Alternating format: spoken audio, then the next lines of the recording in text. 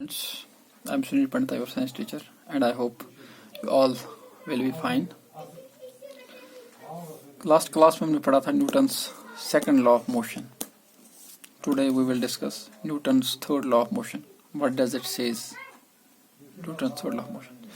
According to Newton's third law of motion, whenever one body exerts a force on another body, the second body exerts an equal and opposite force on the first body.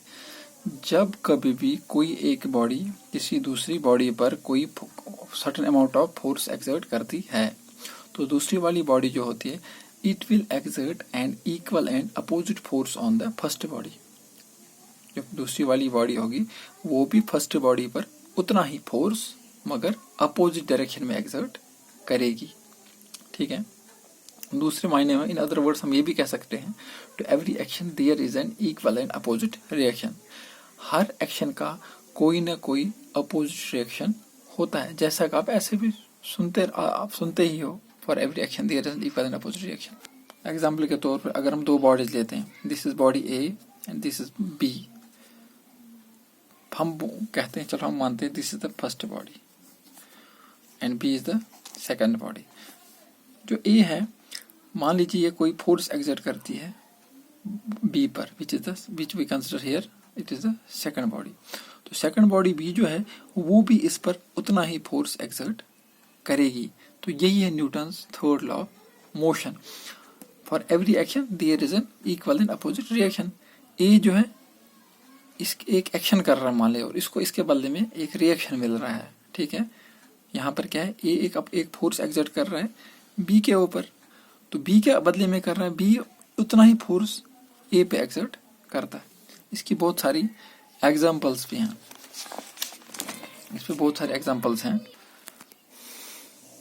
जब कभी भी आप कहीं jump करते हो तो ground क्या करता है, it's propels you in the air. आप थोड़ा एयर में उछलते हो. वो क्या, आपकी टांगे जो फोर्स एक्सर्ट करती है ग्राउंड पर, और ग्राउंड बदले में रिएक्शन करता है. रिएक्शन फोर्स के बदले में क्या करता है, आपको थोड़ा उछाल देता है. इसी तरीके से बहुत सारे एग्जांपल्स हैं. जैसे बाल को दीवार पे मारते वो आप एक्शन होता है और वहां से बाल वापस आती है, दैट्स रिएक्शन.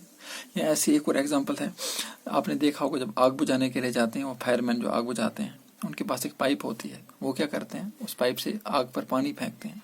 उस पाइप का जो नोज होता है, आपने देखा होगा उस पाइप को बहुत ही जोर से पकड़ना होता है. वो पाइप क्या करती है, वो उनको पीछे धकेलती है. वो भी यही एग्जाम्पल है, इसी की एग्जाम्पल है force and this action and reaction. उसका जो पाइप का जो पानी जो होता है वो आगे की तरफ जाता है, बहुत ही स्पीड से आगे की तरफ जाता है. और बदले में क्या होता है, जो पाइप का जो होज होता है आगे का, it tends to go backward. ये क्या करता है, इनको पीछे धकेलता है. उसका जो होज होता है ना पाइप का, जहाँ से पानी निकलता है, एज ए रिएक्शन वो क्या करता है, वो उन लोगों को, फायरमैन को पीछे की तरफ धकेलता है. इसीलिए वो उसको बहुत ही जोर से पकड़ के रखते हैं. ठीक है ना. एक एग्जाम्पल है. ऐसे आप बहुत सारे एग्जाम्पल्स अपने से भी लिख सकते हो. बहुत सारे एग्जाम्पल्स हैं दुनिया भर की. आप एवरीडे लाइफ में बहुत सारे एग्जाम्पल ऐसे देखते हो. ठीक है.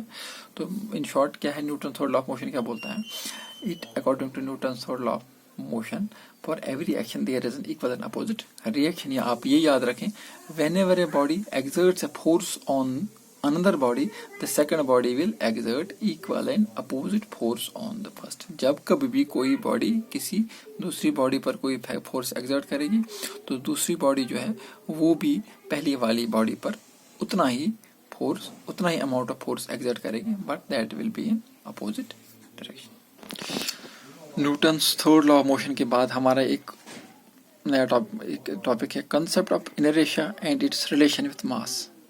First of all, you must know what inertia is.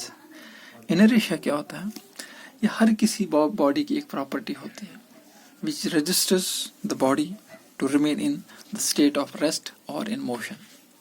ये वो एक प्रॉपर्टी है, हर किसी बॉडी की एक प्रॉपर्टी होती है जो उस बॉडी को रजिस्टर करती है to remain in state of rest और इन स्टेट ऑफ मोशन. इसका मतलब ये है, अगर कोई बॉडी रेस्ट में है तो वो रजिस्टर करेगी दैट कि वो रेस्ट में ही रहे.